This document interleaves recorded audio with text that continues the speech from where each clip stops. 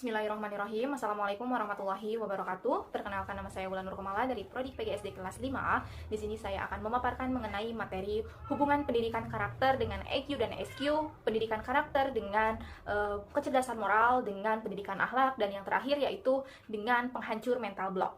Baik, yang pertama yaitu pendidikan karakter yang berkaitan dengan EQ dan SQ.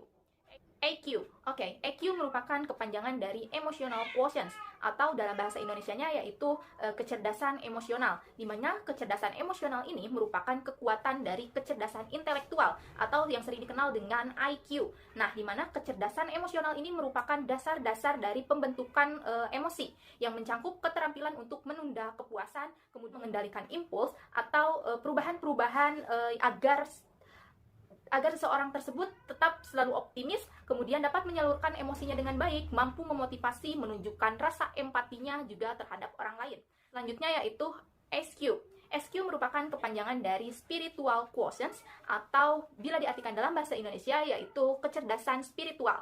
Nah, SQ ini merupakan landasan yang diperlukan untuk memfungsikan kedua kecerdasan, yaitu IQ dan EQ. Kecerdasan spiritual ini berkaitan dengan fitrah manusia sebagai makhluk Tuhan.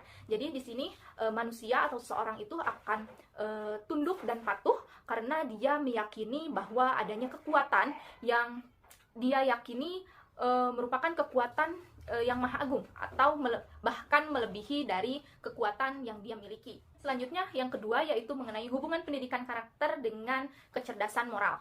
Nah, pendidikan karakter ini esensialnya itu dapat mengembangkan kecerdasan moral, di mana kecerdasan moral ini merupakan kemampuan untuk memahami mana yang salah dan mana yang benar. Nah, artinya seseorang ini memiliki etika yang kuat dan dia itu akan bertindak berdasarkan keyakinan yang ia miliki, sehingga orang yang bersikap benar ini akan dikatakan orang yang terhormat.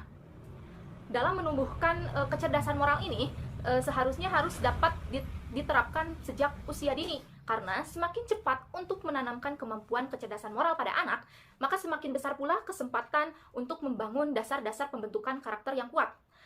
Dan seseorang tersebut dapat berkesempatan untuk mengembangkan kemampuan berpikir dalam berkeyakinan dan bertindak juga dengan sesuai nilai-nilai moral. Nah, yang ketiga yaitu hubungan pendidikan karakter dengan pendidikan akhlak.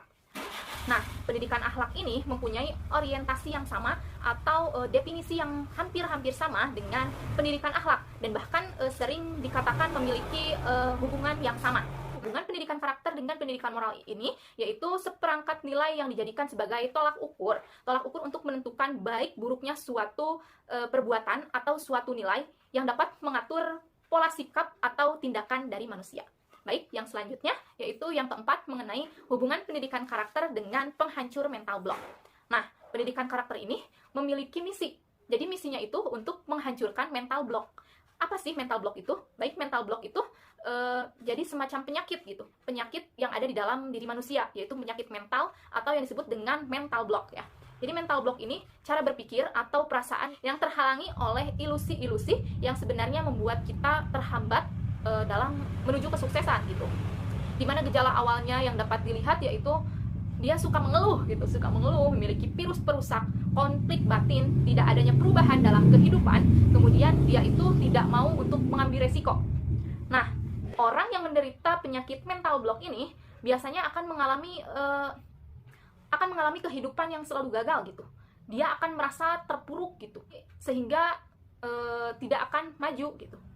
Maka tindak pengobatannya seperti apa? Jadi pengobatannya itu dengan selalu bersikap atau berpikir positif, optimis, antusias, kemudian terbuka yang mencangkup pemikiran, perasaan, sikap, dan tindakan, dan juga harus diiringi atau disertai dengan kemauan gitu, kemauan untuk membangun diri, menumbuhkan dan mengakui keadaan yang sebenarnya. Sehingga penghancur mental block ini akan berhasil dan mental block ini dapat tidak tumbuh atau tidak ada dalam diri manusia. Sekian, wassalamualaikum warahmatullahi wabarakatuh. Terima kasih.